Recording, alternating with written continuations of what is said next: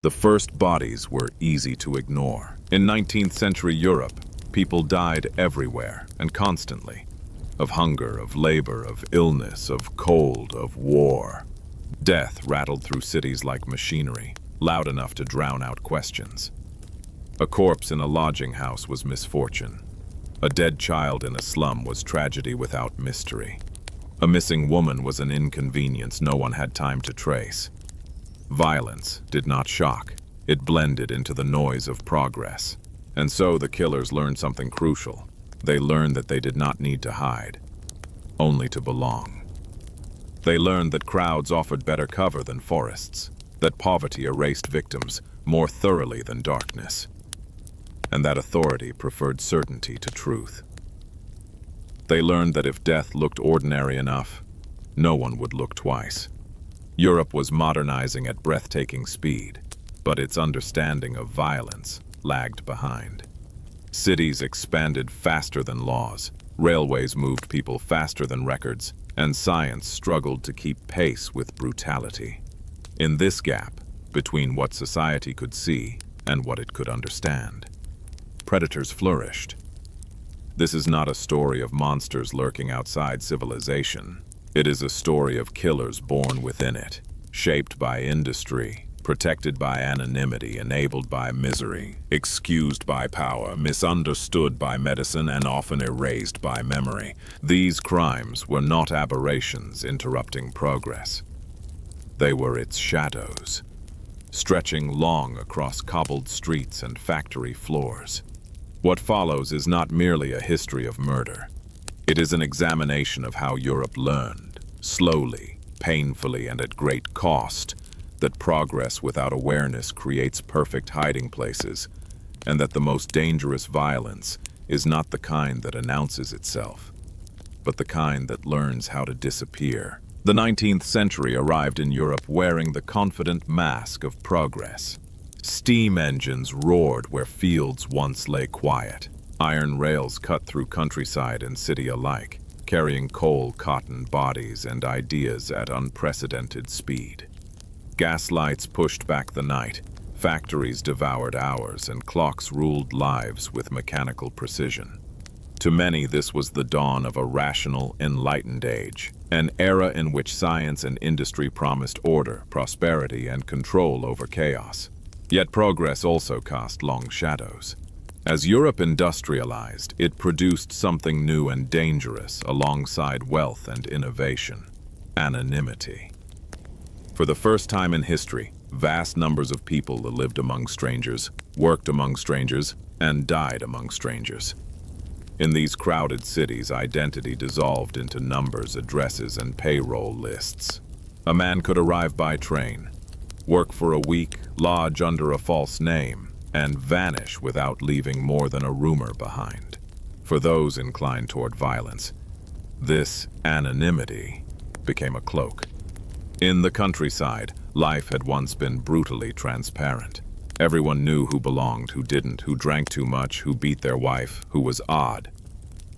Crime rarely escaped notice for long, but the industrial city was different. It swallowed people whole. In London, the population exploded from under 1 million in 1800 to more than 6 million by the century's end. Entire neighborhoods appeared almost overnight. Rows of hastily built tenements, narrow alleys slick with sewage, stairwells shared by dozens of families. The fog that rolled in from the Thames was thick with coal smoke, turning the city into a shifting labyrinth. A scream could be lost in the rumble of carts and factories. A body could lie undiscovered for days, sometimes weeks. The city did not merely hide crime, it normalized it.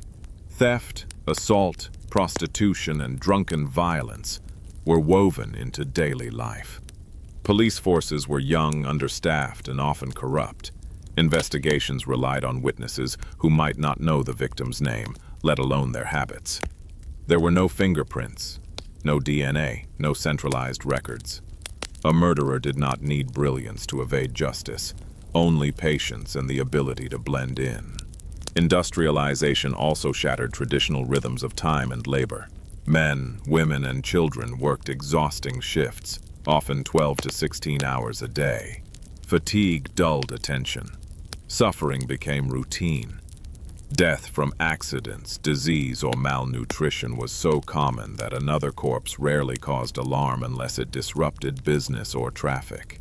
In such an environment, repeated killings could be mistaken for misfortune.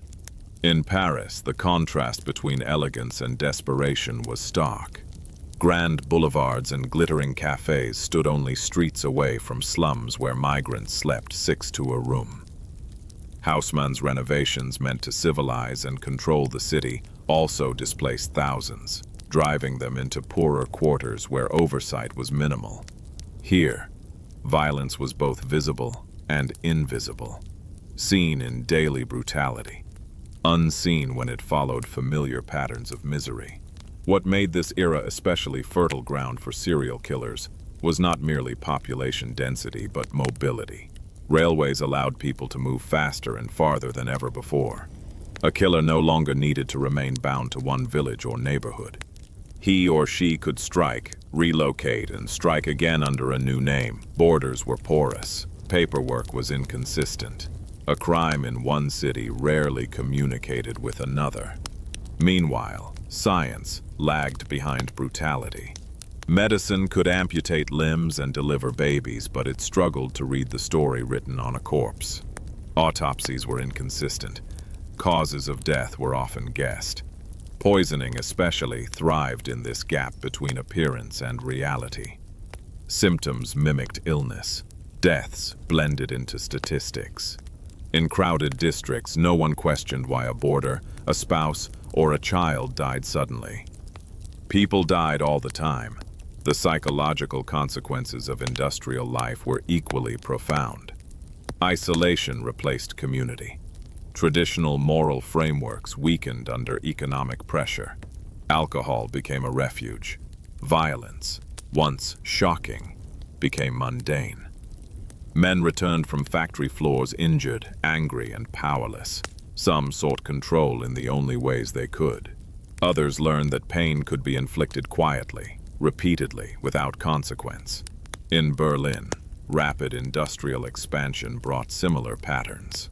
Migrants from rural Prussia poured into the city, severing ties to family and church. Boarding houses filled with transient workers who shared rooms but not loyalties. When someone disappeared, there was often no one to ask questions. Employers replaced laborers quickly. Landlords rented beds by the night. Human life became interchangeable. The press, too, played an unintentional role. Cheap newspapers flourished, feeding the public a steady diet of crime stories. Sensational murders sold copies, but coverage was fragmented and speculative. Names were misspelled. Details contradicted one another. Killers were mythologized, exaggerated, or dismissed as singular monsters, rather than patterns of repeated behavior. The concept of a serial killer did not yet exist, only isolated horrors. This absence of language mattered. Without a framework to recognize repetition, society failed to connect the dots. Murders were investigated individually, stripped of context. Patterns that seem obvious in hindsight were invisible at the time. The killer benefited not from genius, but from the limitations of the age. Progress also altered how people perceived responsibility. As institutions grew larger, factories, hospitals, prisons, individual accountability blurred. When everyone was responsible, no one truly was. A dead worker was a tragedy, but also a statistic. A murdered prostitute was unfortunate, but expected.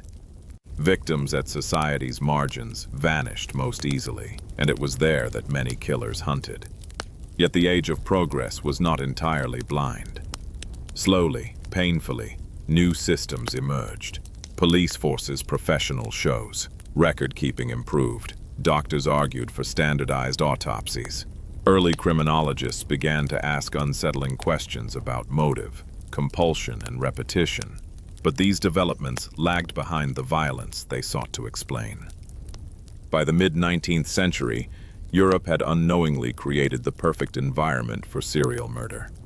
Dense populations, weak surveillance, social indifference to the vulnerable, and unprecedented freedom of movement.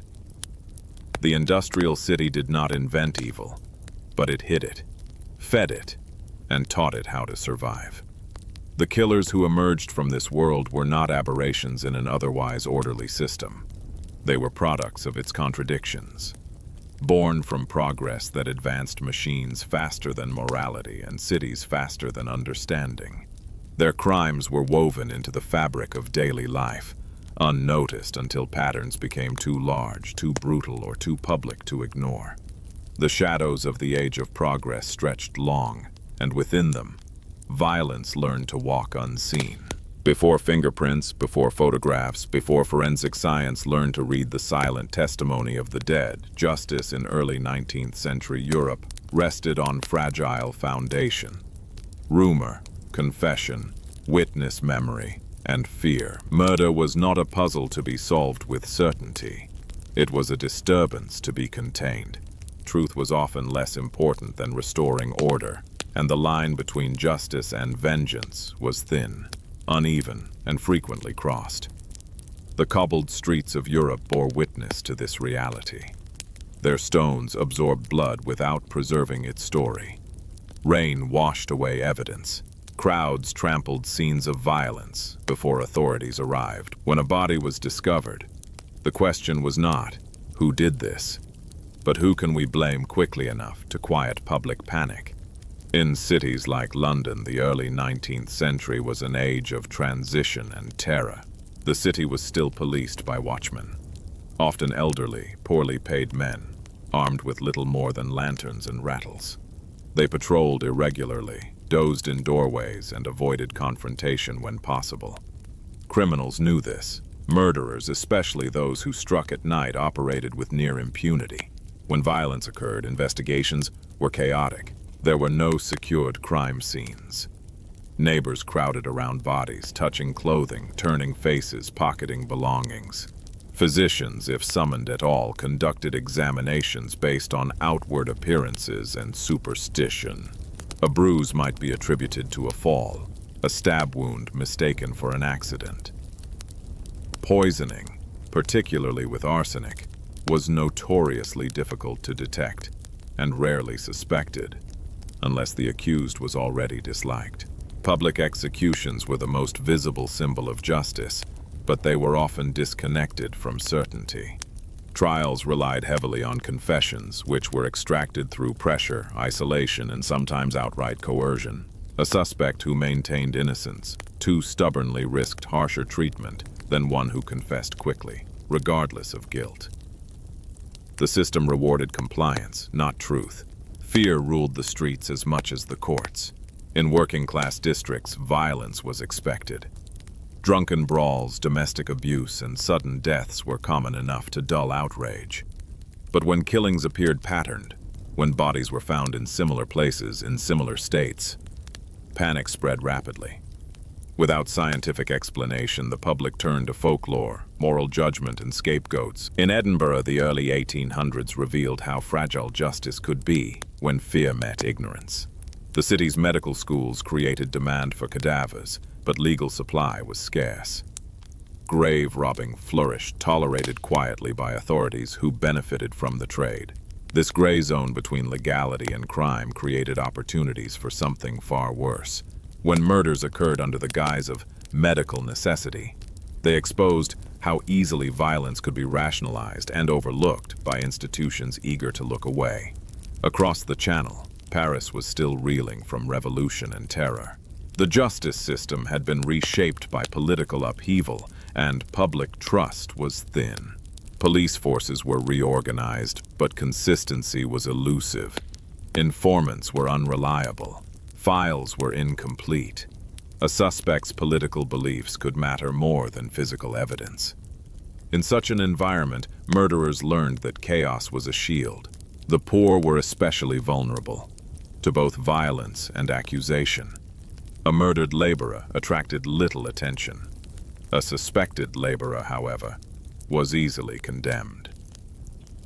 Class prejudice shaped verdicts. A well-dressed man was presumed respectable, a ragged one, dangerous. Women, particularly those accused of killing children or spouses, were judged through moral lenses sharper than any blade. Trials became performances of virtue rather than examinations of fact. Serial killing, as a concept, did not yet exist. Each murder was treated as an isolated moral failure, not part of a broader pattern. Authorities lacked the tools and the imagination to link crimes across time and space. A killer who moved neighborhoods, altered methods slightly, or targeted marginalized victims could operate for years without detection. Even when suspicion arose, proof was elusive. Witness testimony was unreliable, shaped by fear, suggestion, and memory, distorted by candlelight and alcohol. Lineups were informal, sometimes absurd. Suspects paraded before witnesses days or weeks after the crime, often already identified by rumor. Mistaken identifications were common but rarely questioned. The terror of this era was not only that killers walked free, but that innocents died in their place. Executions provided closure without certainty. Families accepted verdicts not because they were convinced, but because resistance was dangerous. To question justice was to invite suspicion. In Vienna, imperial bureaucracy attempted to impose order through paperwork and procedure, but even there, murder investigations were constrained by primitive understanding. Autopsies focused on visible trauma. Internal injuries were poorly understood. Motive was inferred from character, not behavior. A bad reputation could outweigh physical inconsistencies in evidence. The streets themselves shaped violence. Narrow alleys, poor lighting, and uneven paving created spaces where attacks could occur quickly, and escape routes were plentiful. Gas lamps illuminated some districts, while others remained swallowed by darkness. Killers learned which routes were watched, which hours were safe, and which neighborhoods would not ask questions. Justice, when it came, was often brutal and symbolic. Executions were public spectacles meant to deter crime through fear. Crowds gathered not for morality but for entertainment. Vendors sold food. Children climbed onto shoulders. The condemned delivered final words that were often scripted by clergy or officials. Whether the right person stood on the gallows mattered less than the reassurance that authority still held power. Yet beneath the spectacle lay a deep unease. People understood instinctively that justice was fragile. They locked doors earlier. They avoided certain streets. They whispered names.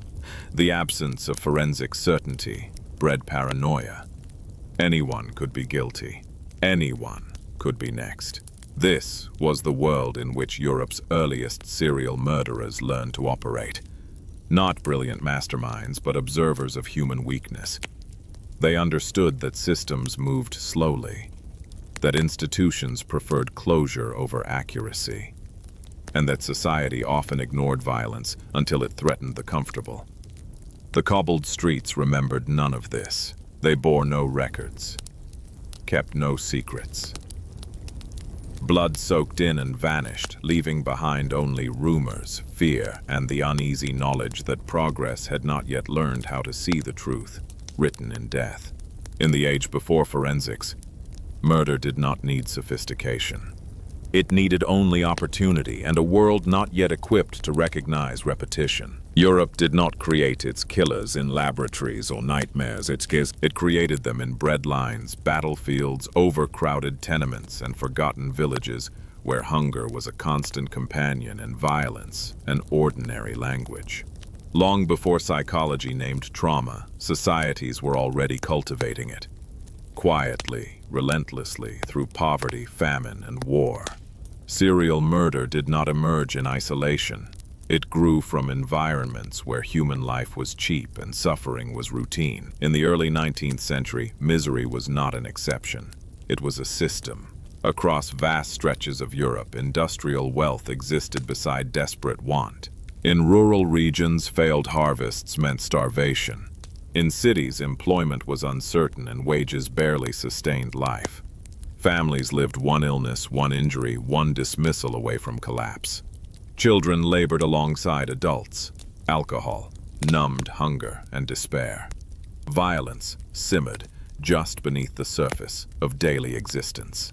In Ireland, the Great Famine of the 1840s exposed how quickly suffering could become normalized. Entire communities were reduced to skeletal figures wandering roads in search of food or work. Death arrived quietly. First the old, then the young. Bodies were buried hastily or not at all. In such conditions, brutality lost its shock. When people are surrounded by death, they learn to look past it. Similar patterns echoed across continental Europe. Crop failures in France, Germany, and the Habsburg lands drove peasants into cities already struggling to absorb industrial laborers. These migrants arrived uprooted, anonymous, and desperate. Traditional moral restraints weakened when survival itself became uncertain. Theft, assault, and exploitation flourished, not because people were inherently vicious, but because systems offered them no mercy. For some, this environment shaped not resilience, but cruelty. Many early serial killers came from backgrounds marked by deprivation.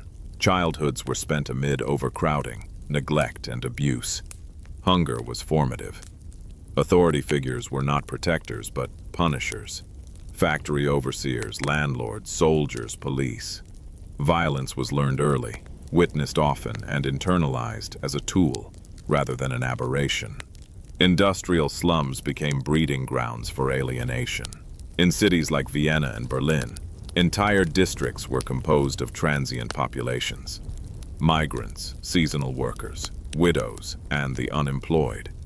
Social bonds were weak. Neighbors might share walls, but not names. When someone disappeared, it rarely caused alarm. There was always someone else to fill the space. Poverty did more than harden individuals. It created victims who were invisible. Prostitutes, vagrants, orphaned children, the elderly poor. These lives mattered least to authorities and society alike. They moved through the city unprotected, unrecorded, and unmissed. For killers seeking opportunity without consequence, misery provided both camouflage and prey. Famine and poverty were not the only forces at work. War reshaped Europe again and again throughout the 19th and early 20th centuries, leaving behind landscapes of trauma.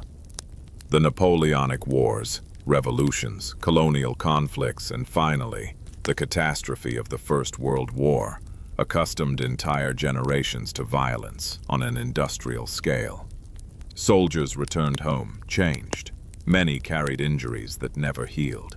Others bore wounds no one could see. The transition from battlefield to civilian life was abrupt and unsupported. Men who had learned to kill on command were expected to resume ordinary lives without acknowledgement of what they had endured, or what they had become. In Austria-Hungary, Russia, and post-war Germany, defeated populations faced humiliation, economic collapse, and political chaos. Veterans drifted through cities without work or purpose.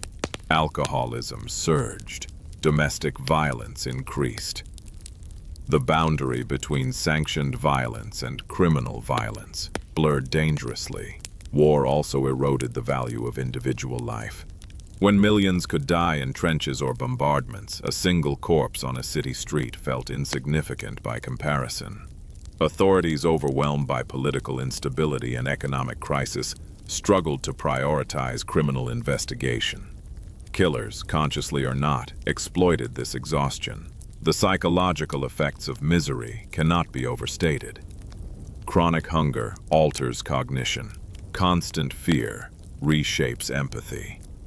Children raised amid deprivation often learned that pain was unavoidable and compassion unreliable.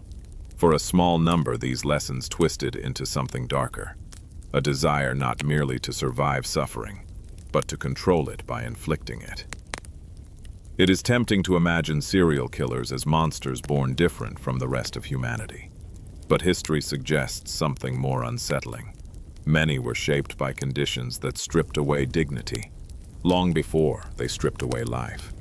Misery did not excuse their crimes, but it forged the pathways through which those crimes became possible.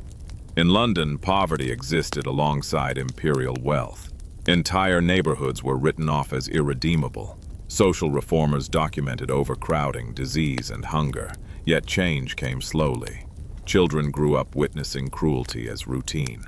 When some of them later committed atrocities, society reacted with shock, but rarely with introspection. Justice systems of the time were ill-equipped to address root causes. Courts focused on individual guilt, not collective failure. Punishment was swift and often brutal, reinforcing cycles of violence rather than breaking them. Prisons became schools of bitterness. Executions offered spectacle, not understanding. By the early 20th century, Europe stood on the edge of modernity, yet still carried the scars of centuries of deprivation. Industrial progress had enriched nations while abandoning millions. War had taught populations to accept death on a massive scale. In this environment, the emergence of serial killers was not a mystery, it was an outcome.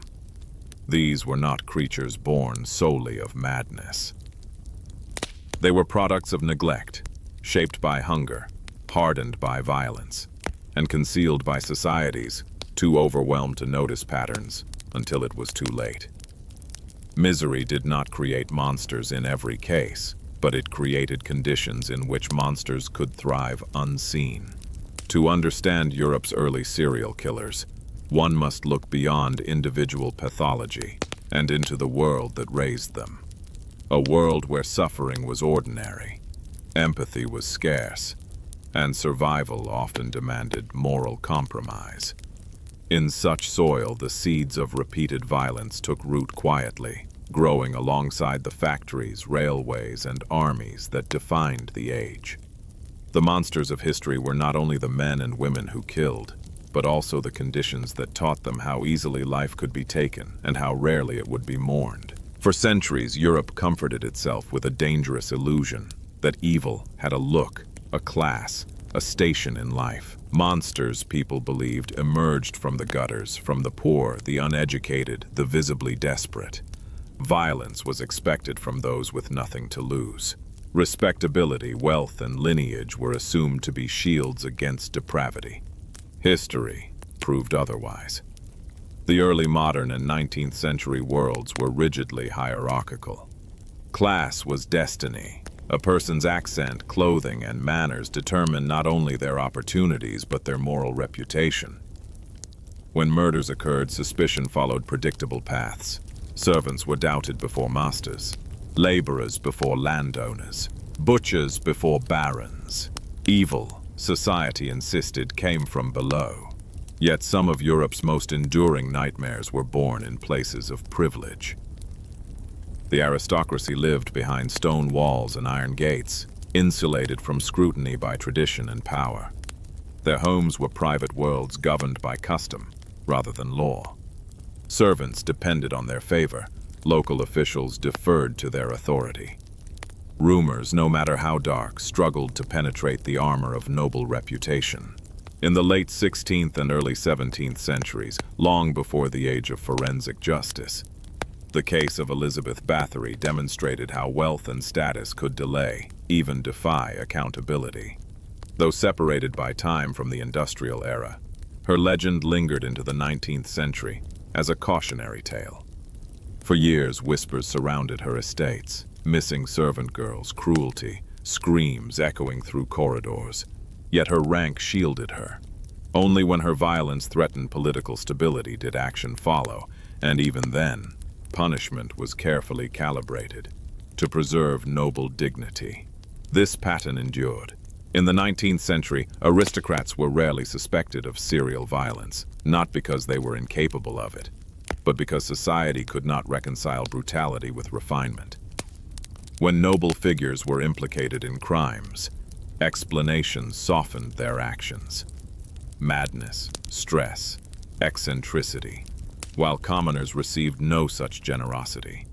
By contrast, the working-class killer fit the expected mold perfectly. The butcher, the dock worker, the laborer, men whose professions involved physical exertion and blood, were seen as inherently closer to violence. Their hands were rough, their lives hard, their tempers suspect.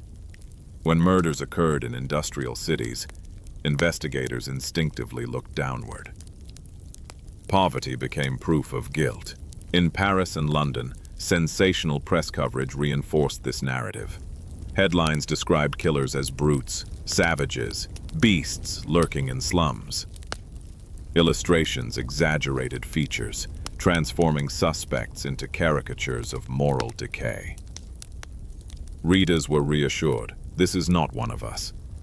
But reality was less comforting. Violence crossed class boundaries with ease. What differed was not capacity, but opportunity and consequence. A butcher who killed left evidence in public spaces, blood in alleys, bodies in streets. An aristocrat could conceal violence behind walls, silence servants with wages or threats, and rely on social deference to discourage inquiry. The Baron did not need to stalk victims through foggy streets. His victims came to him. Employees, dependents, tenants. Power created access. Wealth created privacy. Reputation created disbelief. Even when evidence surfaced, the justice system bent. Judges, often drawn from the same social strata as the accused, hesitated. Police tread carefully. Charges softened, trials became discreet. Where a poor man might face execution, a nobleman might face confinement, exile, or quiet dismissal of accusations. This disparity extended beyond aristocracy to the emerging middle class. Doctors, clerks, shop owners, figures of respectability benefited from assumptions of moral stability. Their crimes, when discovered, shocked precisely because they contradicted expectations. Society preferred to treat them as exceptions rather than evidence that evil wore many faces. The beast, meanwhile, was a role society assigned selectively. It was easier to label the poor as inhuman than to confront uncomfortable truths about power and privilege. By casting violence as a lower-class phenomenon, Europe avoided questioning the moral cost of inequality. Gender complicated this myth further. Female killers from privileged backgrounds were often portrayed as victims of circumstance or hysteria, while poorer women were condemned as unnatural monsters. Poisoners, particularly those from respectable households, exploited this bias effectively. Their crimes unfolded quietly, disguised as illness, shielded by assumptions of domestic innocence. The myth of class-bound evil also shaped investigation. Authorities searched where they expected to find monsters. Patterns that crossed neighborhoods or social boundaries were missed. A killer who alternated between victims of different classes confused investigators, conditioned to think hierarchically. In Vienna, rigid social stratification created investigative blind spots. Police records categorized suspects by occupation and status. A well-dressed man attracted less scrutiny than a laborer. Servants' testimonies were discounted if they accused superiors. Silence was enforced not by law alone, but by dependence. The tragedy of this system was twofold. First, it allowed some killers to operate longer than they otherwise could have. Second, it ensured that justice, when delivered, was uneven and often cruel. Innocent poor people were condemned because they fit expectations. Guilty elites escaped because they defied them. Over time, cracks appeared in the illusion. As criminology developed, thinkers began to argue that criminality was not confined to class. Motive, compulsion, and opportunity mattered more than birth. But these ideas spread slowly, resisted by societies invested in comforting hierarchies. The enduring fascination with aristocratic killers reflects this discomfort. They disturb not only because of their crimes, but because they expose hypocrisy. They reveal that education, refinement, and privilege do not civilize the soul. They merely disguise it more effectively. The butcher, the baron, and the beast were never separate categories. They were roles assigned by observers, desperate to impose order on chaos. In truth, violence belonged to no single class. It thrived wherever power went unchecked, wherever suffering was normalized, and wherever society preferred myths to reflection. Evil did not wear one face in 19th century Europe. It wore many, some calloused, some gloved in silk, some hidden behind titles and manners.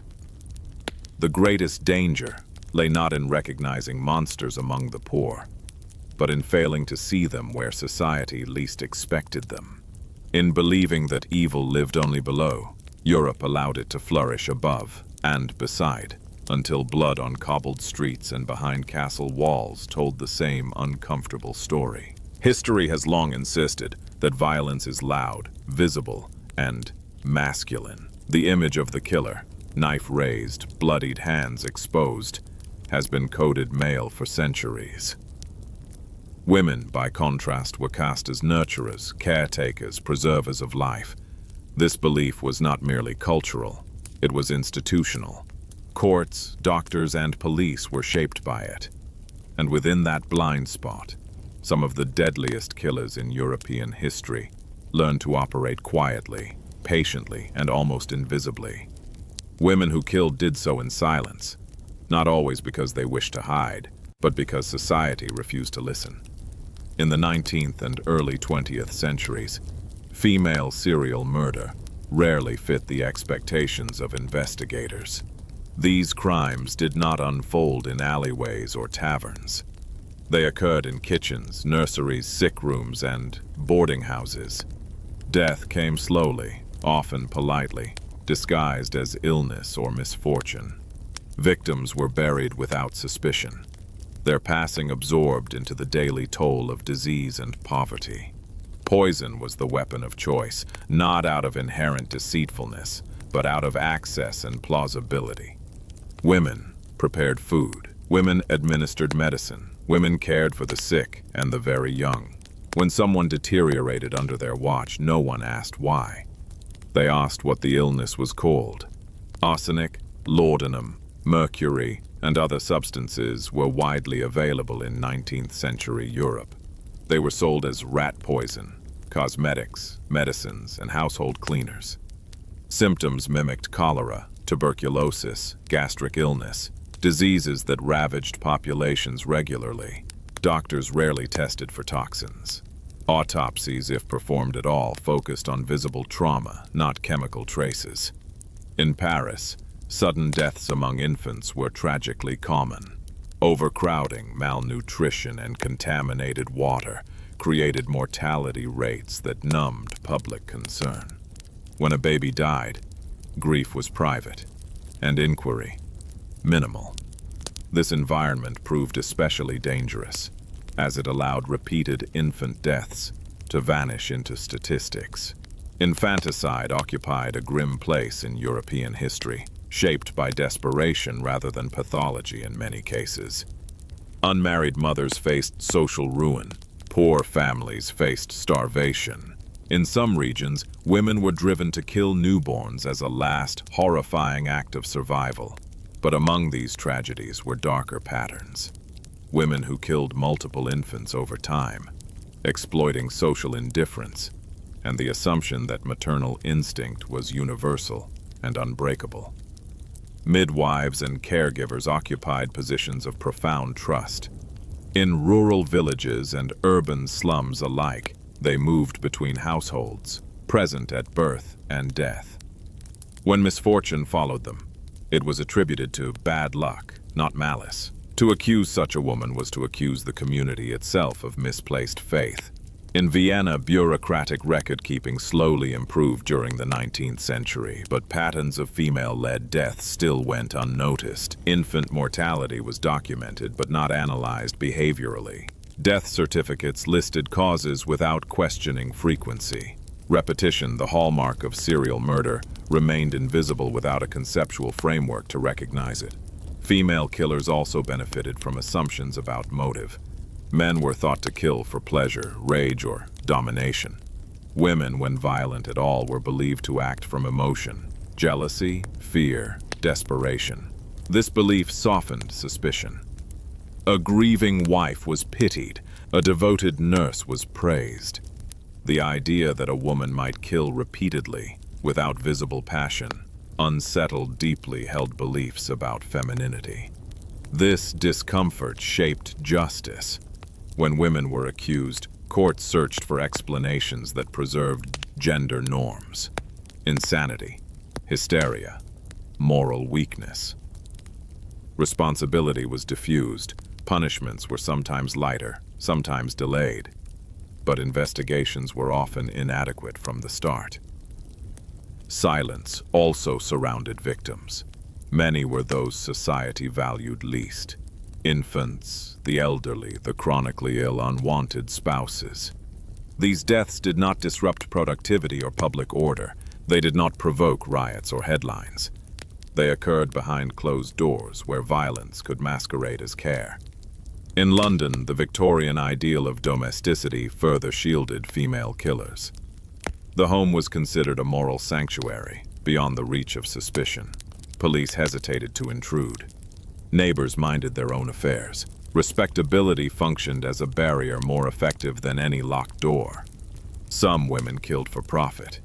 Insurance money, inheritance, room rentals paid per occupant. Others killed to remove burdens.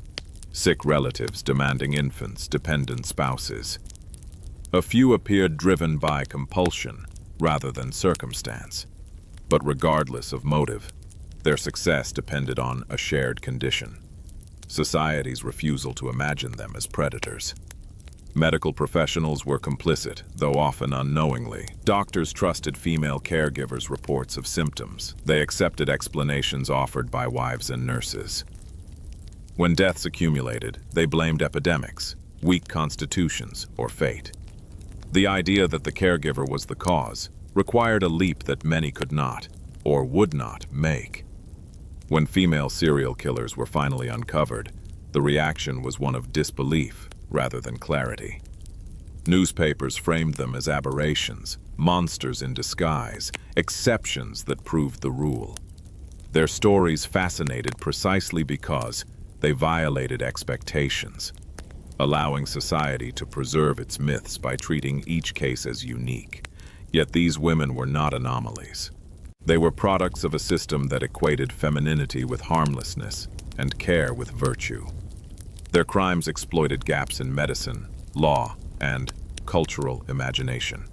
Silence was not merely their method, it was their environment. As forensic science advanced in the late 19th and early 20th centuries, poisons became easier to detect. Patterns emerged. Deaths were compared rather than counted. The quiet space in which these killers operated began to shrink. But for decades, even centuries, silence had been enough. The history of female serial murder in Europe is unsettling not because it reveals hidden cruelty, but because it exposes how deeply assumptions shape justice. These women did not need strength or speed. They needed trust. They needed roles that placed them near the vulnerable and beyond suspicion. And society provided both. To acknowledge women who killed in silence is not to deny the overwhelming reality of male violence. It is to confront a more uncomfortable truth, that evil adapts to expectations, and that harm is most effective when it wears the mask of care. Their crimes were not loud. They did not stain cobblestones with blood. They unfolded quietly in beds and cradles, measured in teaspoons and lullabies. And for a long time, that quiet was enough to keep them hidden. In the great cities of 19th and early 20th century Europe, fear did not always announce itself with screams. More often it crept, soft as fog, patient as dusk, settling into streets where lamps flickered weakly and footsteps echoed without witnesses. These cities were marvels of modernity, engines of culture and commerce. Yet they were also labyrinths that swallowed people whole. Within them, predators learned to move unseen. Urban growth promised opportunity, but it delivered anonymity. As millions poured into capitals and industrial centers, the familiar gave way to the unknowable. Neighbors became strangers. Streets multiplied faster than maps could keep up. Buildings rose without regard for light or air. In these environments, violence learned new habits: It adapted to crowds, hid behind noise, and exploited indifference. In London, fog became both symbol and accomplice. Coal smoke thickened the air until night arrived early and lingered long. Gas lamps carved weak halos into the darkness, illuminating little beyond the immediate step. The city's geography, winding alleys, courts tucked behind main roads, stairwells shared by dozens, created pockets where the law rarely ventured. Here, a person could vanish between one street and the next. London's scale overwhelmed its institutions. Policing struggled to keep pace with expansion. Addresses changed, lodgers rotated weekly. The river carried refuse, secrets, and sometimes bodies. In working-class districts, death was ordinary enough that another corpse did not always prompt alarm. Killers learned that timing mattered less than location, that certain streets absorbed violence without echo. Across the Channel, Paris wore its fear differently. The city dazzled by day and unsettled by night. Grand boulevards projected order, but the maze behind them told another story. Displacement from urban renovations pushed the poor into dense quarters where oversight thinned and desperation thickened. Cafes glowed late, masking alleyways where footsteps quickened and voices dropped. Paris was a city of movement, artists, laborers, migrants, each chasing survival or inspiration. With movement came cover. A face seen once might never be seen again. When violence occurred, it often blended into the city's constant churn. Newspapers sensationalized single crimes but missed patterns, and authorities, distracted by politics and arrest, chased certainty where it was easiest to find. In Vienna, elegance coexisted with unease. Music spilled from salons while tenements crowded the margins. The empire's bureaucracy generated paper and procedure, yet the city's growth outpaced comprehension. Records existed, but they were siloed, kept by offices that rarely spoke to one another. Patterns dissolved into files. Vienna's streets were narrower than Paris's, its nights quieter than London's. That quiet was deceptive. Predators favored it. The city's rigid social hierarchy discouraged accusations that crossed class lines. Servants knew when to stay silent. Neighbors deferred. The appearance of order became a shield behind which violence could persist undisturbed. Further north and east, Berlin surged with industrial energy. Factories worked late. Trains ran early. Migrants from across regions arrived daily, bringing accents, habits, and anonymity. Boarding houses filled with men who shared walls but not histories. When someone failed to return, no one knew where to begin looking.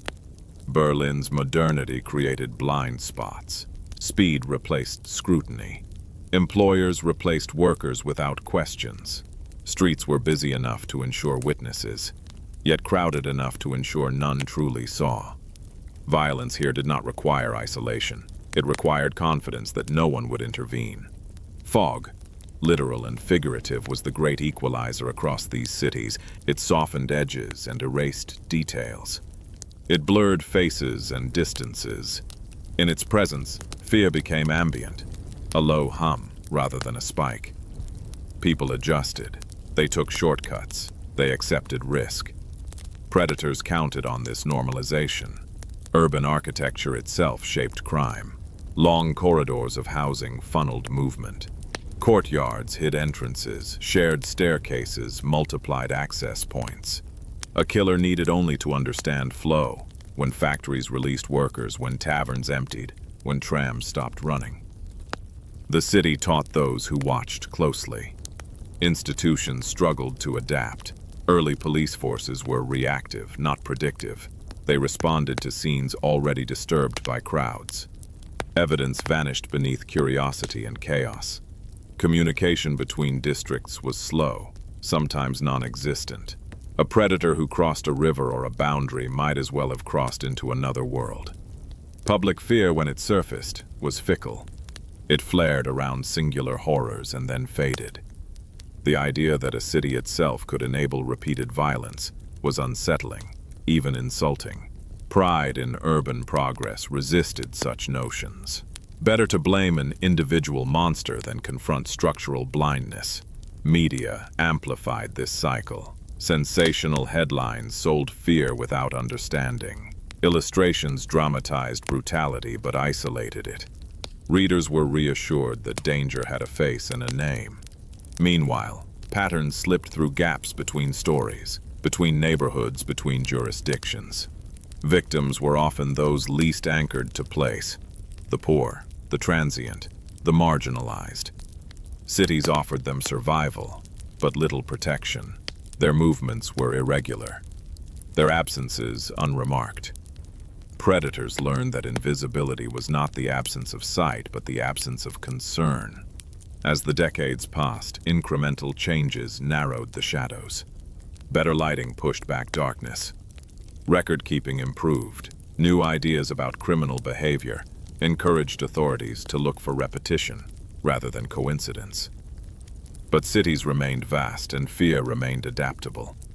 What made London, Paris, Vienna, and Berlin especially potent was not cruelty alone, but contradiction.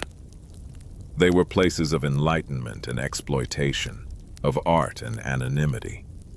They promised safety in numbers and delivered solitude in crowds. Within that contradiction, predators thrived, not because cities wanted them, but because cities did not yet know how to see them. Fog eventually lifts. Streets change, but the lessons of these urban labyrinths endure. Violence does not always hide in the wild or the isolated. Sometimes it hides in plain sight, moving with the crowd, dissolving into routine, waiting for a city busy enough to look away. In the end, these cities were not merely backdrops to crime. They were participants, shaping opportunity, dulling alarm, and teaching predators how to disappear. The fog of fear was never just weather. It was a condition of modern life, and within it, the unseen learned to walk. For centuries, Europe confronted violence with superstition, spectacle, and fear. Justice relied on confession, reputation, and public punishment. The body of the victim was mute, its secrets buried with it. Killers exploited this silence, moving through cities and villages with little fear of being truly understood. But by the late 19th century, a quiet revolution began, one that sought to replace vengeance with evidence and intuition with inquiry. It was a battle between savagery and science, and the outcome would reshape how the modern world understood crime. The first challenge science faced was disbelief. The notion that a corpse could speak, that it could tell a story more truthful than witness or rumor, was radical. Early autopsies were crude affairs, performed inconsistently, and often resisted on religious or cultural grounds. Many believed that opening the body was a violation, not an investigation. Physicians focused on what could be seen, not what could be inferred. Yet death left patterns, and some doctors began to notice. In Vienna, medical schools emphasized anatomy with growing rigor. Students were trained to observe systematically, rather than speculate. Over time, this attention to detail migrated from the lecture hall to the courtroom. Autopsies became more standardized. Internal injuries were documented. Time of death, once guessed, was estimated using physiological clues. Slowly, the dead gained a voice. At the same time, thinkers across Europe sought to explain why people killed repeatedly. Among the earliest and most controversial was Cesare Lombroso, who argued that criminals could be identified by physical traits, skull shape, facial angles, posture. His theories were deeply flawed and often used to justify prejudice, yet they marked a turning point.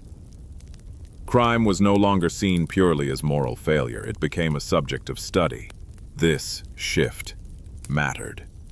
Even mistaken science encouraged systematic observation. Police began keeping records not just of crimes, but of criminals. Patterns were sought, however imperfectly. The idea that violence might follow rules, even perverse ones, was unsettling but empowering. In Paris, the development of forensic identification took a decisive step forward with anthropometry. the measurement of the human body to distinguish individuals. While cumbersome and eventually superseded, it represented a crucial insight. Identity could be proven, not assumed. Criminals could no longer rely solely on aliases and mobility. The true revolution arrived with fingerprints. Unlike names or faces, fingerprints did not change. They could not be forgotten, bribed, or intimidated. First used experimentally, fingerprinting gained momentum in the late 19th and early 20th centuries as its reliability became undeniable. Police forces resisted at first, wary of complexity, but results spoke louder than tradition. In London, fingerprints transformed investigations. Repeat offenders who once slipped through the cracks were suddenly linked across crimes. Mistaken identities decreased. Innocence could be demonstrated as well as guilt. For serial killers, this was catastrophic. The anonymity that had protected them began to erode. Autopsy science advanced in parallel. Toxicology emerged as a discipline, exposing poisoners who had once thrived undetected. Arsenic lost its invisibility. Patterns of injury were recognized as deliberate rather than accidental. The body, once a passive object, became evidence. These developments changed policing itself. Investigators were no longer solely enforcers. They became analysts. Crime scenes were preserved. Evidence was cataloged. Comparisons were made across cases. The idea of linkage, connecting crimes by method rather than proximity, took hold. In Berlin, criminology evolved alongside psychology. Scholars began studying motive, compulsion, and behavior. They asked not only how crimes were committed, but why. Early criminal profiling emerged from this curiosity, seeking to reconstruct the mind behind the act. Profiling was imprecise and controversial, yet it marked a profound change. The killer was no longer a faceless brute. He or she was a behavioral pattern, waiting to be recognized. Repetition mattered, escalation mattered, choice of victim mattered. These insights allowed investigators to anticipate, rather than merely react. Science did not triumph easily. Resistance came from tradition, religion, and power. Some judges distrusted newfangled methods. Some police resented intellectual intrusion. Some governments feared what systematic truth might reveal about institutional failures. And science itself was not innocent. Early criminology often reinforced classism, racism, and misogyny. Women were pathologized. The poor were scrutinized more harshly than the powerful. Data was interpreted through cultural bias. Progress came unevenly, burdened by the prejudices of its time. Still, the balance shifted. Serial killers who once depended on chaos now faced coherence. Their patterns betrayed them. Their bodies left traces they could not erase. Their movements were tracked. Their methods compared. Their anonymity pierced. Public perception changed as well. Crime reporting began to emphasize investigation rather than spectacle. The idea of the unknown killer lurking endlessly lost credibility. Capture became expected. Failure demanded explanation. By the early 20th century, Europe stood at a threshold. Savagery had not vanished, violence never does, but it was increasingly constrained by knowledge. The city that once concealed predators began to expose them. Silence gave way to documentation. Science did not eliminate evil. It did something more radical. It made denial impossible. The struggle between savagery and science reshaped justice into something imperfect but self-aware. It taught societies to look closely, to question assumptions, and to trust evidence over fear. In doing so, it ended an age in which killers could rely on ignorance and ushered in a world where the truth, once buried with the dead, could finally be uncovered. This was not merely progress, it was accountability. As Europe struggled to understand its most violent offenders, a troubling question emerged from courtrooms and medical halls alike. Were killers evil, or were they ill? The answer mattered profoundly. It determined whether a person would hang from the gallows or vanish behind asylum walls. whether society would punish or attempt to explain. In the 19th and early 20th centuries, this question ignited fierce debates, scientific, moral, and political, that reshaped justice and exposed deep anxieties about human nature itself. Madness had always existed, but it had rarely been examined. The insane were hidden in families, prisons, or poorhouses, their behavior dismissed as divine punishment or moral corruption. Violence committed by the mad was feared, but not understood. With the rise of modern medicine and criminology, madness moved from the shadows into the spotlight and brought panic with it. Early psychiatry was an uncertain science, perched between observation and speculation. Doctors sought patterns where none were yet clear. Some believed insanity was inherited, etched permanently into bloodlines. Others argued it was shaped by environment, poverty, trauma, alcohol, and abuse. This divide between nature and nurture would dominate debates for decades. In Paris, physicians working in newly reformed hospitals began classifying mental disorders with unprecedented rigor. Terms like moral insanity emerged, used to describe individuals who appeared rational yet committed acts of extreme cruelty. This concept was revolutionary and terrifying. It suggested that madness could hide behind normal behavior, that anyone might harbor unseen instability. Courts recoiled. If a murderer could appear sane, how could justice rely on appearances? If madness excused violence, where did accountability end? The insanity defense became a battleground. Lawyers invoked medical testimony to argue that defendants lacked control over their actions. Prosecutors countered that such claims undermined responsibility and endangered public safety.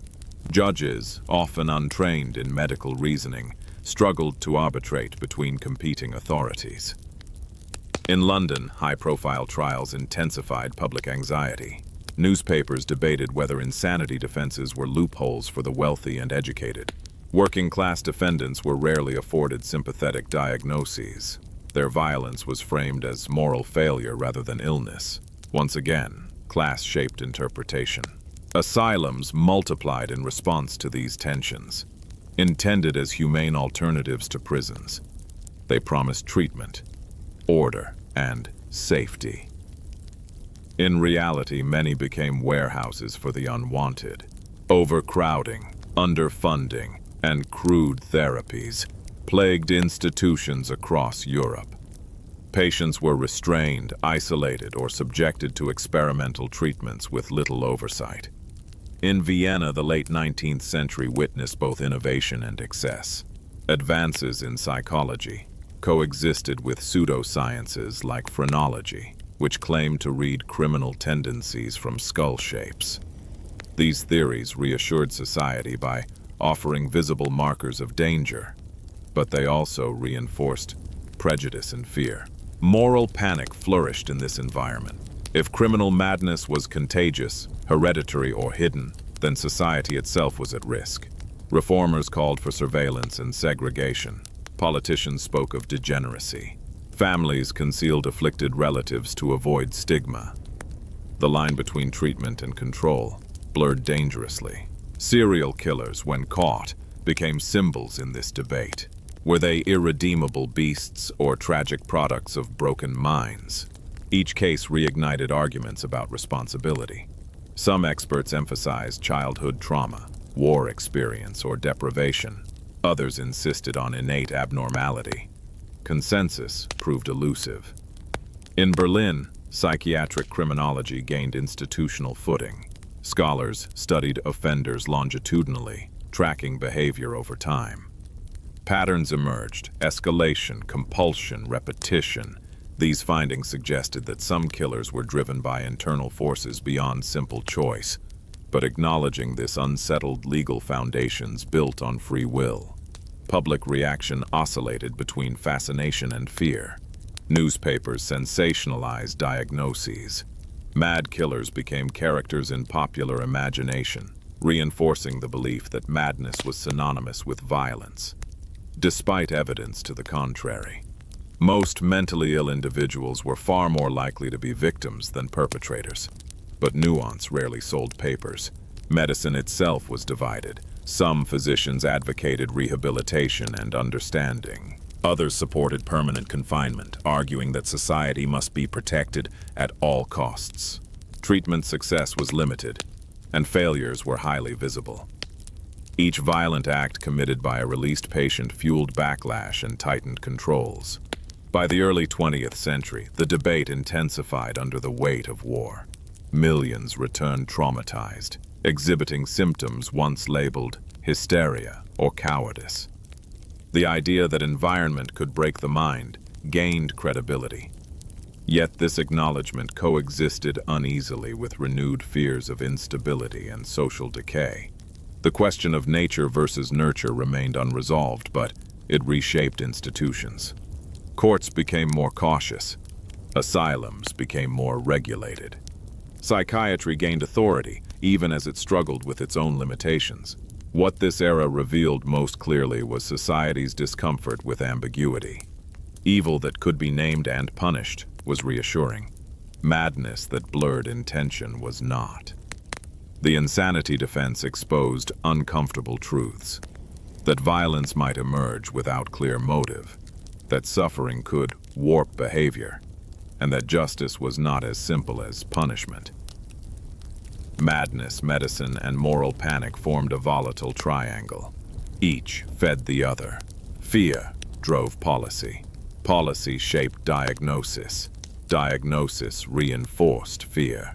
In this cycle, some killers were spared the gallows, only to disappear into institutions where their fate was no less final. The legacy of this period endures. Modern debates about criminal responsibility, mental illness, and rehabilitation trace their roots to these early struggles. Europe's confrontation with violent madness did not yield easy answers, but it forced societies to admit that understanding crime required more than condemnation. In seeking to explain savagery, medicine exposed vulnerability. In trying to contain madness, justice revealed its limits. And in fearing what lay within the human mind, society learned that the most dangerous panic was not about killers, but about what their existence suggested about us all. War has always sanctioned killing, but the 19th and early 20th centuries transformed it into something unprecedented, systematic, industrial, and impersonal. Across Europe, revolutions and world wars did more than redraw borders. They rewired the human relationship to violence itself. In the process, they blurred a line once thought sacred, the distinction between the sanctioned killer of war and the condemned killer of peace. Before the modern age, warfare was brutal but limited by scale, pace, and proximity. Soldiers killed face to face, often knowing the people they fought. Death was immediate and personal. But as Europe industrialized, so did conflict. Weapons improved, armies expanded, killing became efficient, repetitive, and emotionally distant. This shift altered not only how wars were fought, but how violence was understood and tolerated long after the battles ended. The Napoleonic Wars marked an early turning point.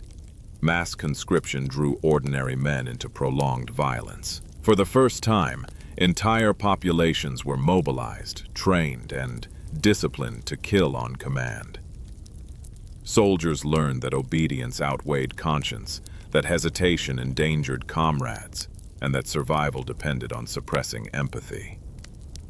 When these men returned home, they carried more than scars. They carried habits. In France, decades of revolution and war normalized bloodshed as a political tool. Executions, uprisings, and purges blurred the moral boundaries between justice and violence. Killing in the name of ideology was framed as necessity, even virtue. This logic seeped into civilian life, where political enemies were dehumanized and cruelty justified by cause. Revolutions across Europe reinforced this pattern. In Vienna and Berlin, uprisings and counter-revolutions familiarized civilians with street fighting, summary executions, and sudden death. Authority collapsed and reasserted itself repeatedly. In such instability, violence became a language everyone understood. Trauma was not named, but it was widespread. Soldiers and civilians alike experienced what modern psychology would recognize as post-traumatic stress. Nightmares, emotional numbness, rage, dissociation. Without frameworks for treatment or support, many self-medicated with alcohol or aggression. Society expected silence and stoicism. Those who failed were labeled weak or dangerous. By the late 19th century, veterans drifted through cities carrying invisible wounds. Some struggled to adapt to civilian life, governed by laws and restraints that felt abstract after the absolutes of war. For a small but significant number, violence no longer felt transgressive. It felt familiar. The First World War intensified these effects beyond anything Europe had known. Trench warfare reduced killing to routine. Men lived among corpses, rats, and constant bombardment. Death lost individuality. Soldiers fired into smoke, not faces. Survival demanded emotional detachment. When the war ended, millions returned to societies unprepared to receive them. In Germany, defeat compounded trauma with humiliation, economic collapse, and political chaos. Veterans formed paramilitary groups, accustomed to command structures and violence. Street battles replaced trench assaults. Political opponents became targets. The boundary between soldier and civilian dissolved. Elsewhere, disillusionment spread. Promises of glory had yielded mutilation and loss. Authority figures who had ordered men into slaughter retained power. Trust eroded.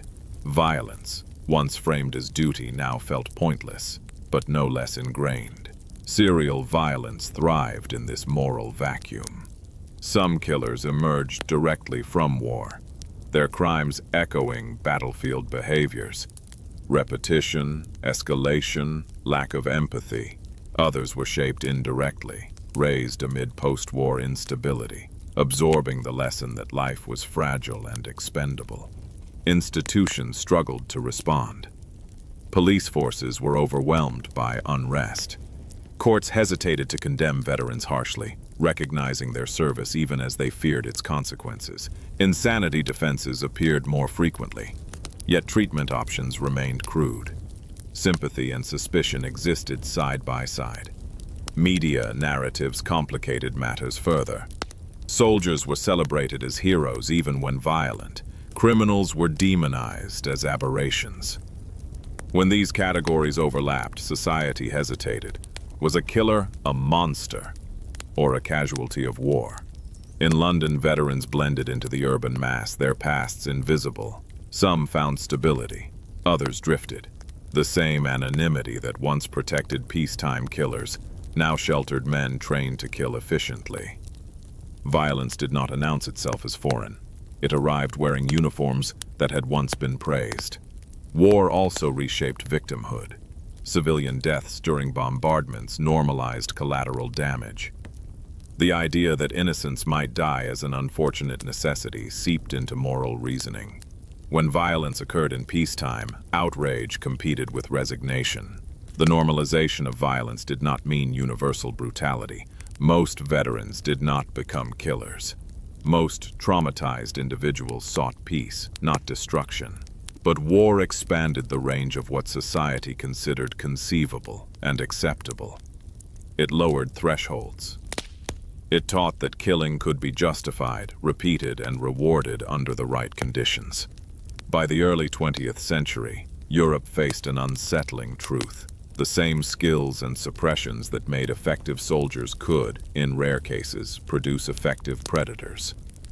The difference lay not in capability, but in context, and in whether violence was restrained by meaning, support, and accountability. Revolutions and world wars did not create evil, but they reframed it. They taught societies to excuse certain forms of killing while condemning others. Even when the acts differed only in uniform or authorization. In doing so, they blurred moral boundaries that had once seemed clear. The legacy of this era is not merely historical. It echoes in modern debates about trauma, responsibility, and rehabilitation. Europe learned, slowly and painfully, that violence does not end when wars do. It lingers in bodies, minds, and streets, waiting for conditions that allow it to surface again. The line between soldier and killer was never erased completely, but it was thinned, frayed, and crossed often enough to remind the modern world that sanctioned violence leaves residues no society can afford to ignore. For every killer who haunted Europe's streets and homes in the 19th and early 20th centuries, there came an ending, though not always a resolution. Some were captured and paraded before courts eager to demonstrate authority.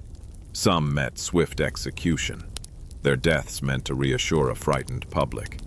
Others slipped into cells, asylums, or obscurity, and many, disturbingly, were never identified at all, absorbed into history as rumors, patterns half seen, crimes misattributed or forgotten. The fate of Europe's early serial killers reveals as much about society as it does about the killers themselves. Justice was not only about guilt, it was about spectacle, fear management, and the preservation of order. Closure mattered more than understanding. Memory was selective. When capture occurred, it was rarely the result of brilliance. Killers were undone by chance, betrayal, exhaustion, or changing conditions. A witness noticed a pattern. A doctor questioned too many deaths. A new investigative method connected old crimes. Once apprehended, the machinery of justice moved quickly, sometimes recklessly. In London, trials of violent offenders became public theater. Courtrooms filled with spectators hungry for detail. Newspapers published transcripts and sketches, transforming defendants into characters. The killer's body was examined not only for guilt, but for meaning. What had gone wrong, what had been missed, what this horror said about the city itself. Executions were the most definitive ending. Hanging, beheading, or firing squads were meant to close chapters decisively. The body was displayed as proof that order had been restored. Crowds gathered early, vendors sold food, and the moment of death was met with cheers, prayers, or silence. Justice was visible, immediate, and irreversible. Yet execution answered only one question: is the killer dead? It did not explain how they had operated for so long, why victims had been ignored, or what conditions had allowed repeated violence. In many cases, these questions were deliberately left unasked. Reflection risked criticism of institutions better left unquestioned. Elsewhere, justice took quieter forms. Some killers were sentenced to life imprisonment or confined to asylums under insanity rulings. These outcomes satisfied legal requirements while sparing courts from uncomfortable moral debates. Behind walls, offenders disappeared from public consciousness. Their names faded. Their crimes became footnotes. In Vienna, bureaucratic precision ensured that records existed, but were rarely revisited. Files closed, cabinets filled, the system moved on. Without public trials or executions, memory dulled. Violence that lacked spectacle was easier to forget. Suicide offered another ending, one that denied society its rituals of punishment and closure. Some killers ended their own lives when capture seemed imminent, robbing authorities of confession and explanation. These deaths were often framed as cowardice or final control, but they also exposed the fragility of justice systems dependent on compliance. Suicide complicated legacy. Without trials, narratives fractured. Victims received no formal acknowledgement. Communities were left with unanswered questions. The killer's motives became speculation, their patterns incomplete. Perhaps the most unsettling fate was neither capture nor death, but disappearance into obscurity. Many early serial killers were never recognized as such. Their crimes were misclassified, attributed to accidents, disease, or isolated acts. Victims were buried without inquiry. Patterns dissolved into time. In Paris, police archives contain countless unsolved deaths, each one mundane alone, troubling together. Without modern frameworks for recognizing serial behavior, repetition went unnoticed. These killers left no names behind, only absences. For society, forgetting was convenient. Memory demands responsibility. To remember meant to confront failures. Inadequate policing, class prejudice, medical ignorance, indifference to the vulnerable. Forgetting allowed progress narratives to continue unchallenged. Even when killers were remembered, memory distorted them. Some became legends, monsters exaggerated beyond reality, stripped of context. Others were reduced to statistics, their individuality erased. In both cases, understanding suffered. The past was simplified to comfort the present. Executions and trials also shaped deterrence myths. Authorities claimed that public punishment prevented future crimes, yet violence persisted. Fear discouraged some, but desperation, compulsion, and opportunity endured. The spectacle of death addressed anxiety, not causes.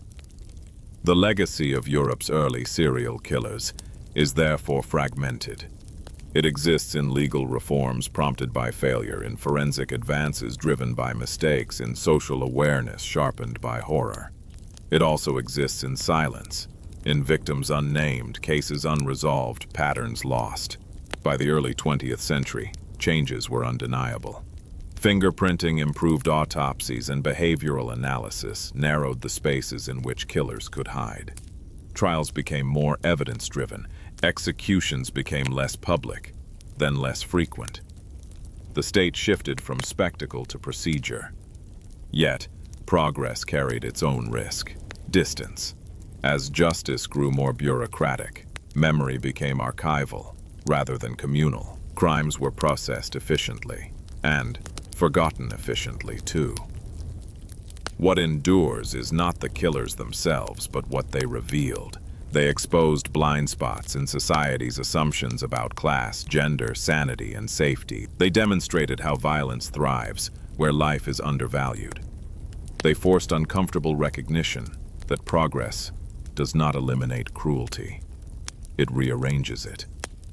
The question is not merely how these killers ended, but what followed. Did societies learn? In some ways, yes. In others, patterns repeated under new guises, captured, executed, or forgotten. These were not just endings. They were choices.